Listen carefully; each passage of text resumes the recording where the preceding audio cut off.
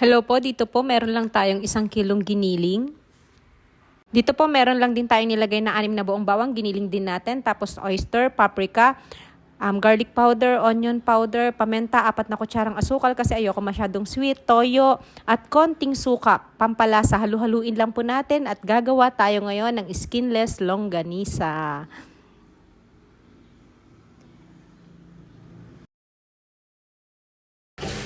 At ito na po ang ating mga longganisa na balot na natin at nailagay na rin siya sa freezer ng mga ilang araw na bago ko iluto. Ayan, luto tayo ng konti. Sabayan natin ng ating pangpakbet.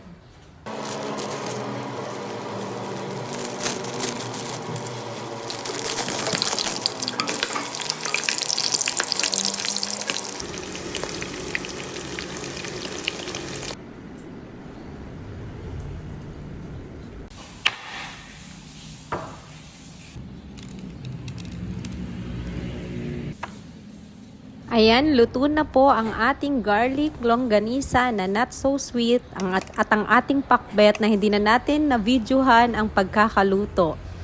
Salamat po sa panonood.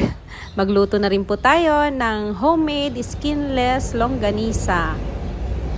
Ayan, pakbet with longganisa. Kain po tayo. Thank you for watching. Laging magpasalamat bago kumain. Thank you po.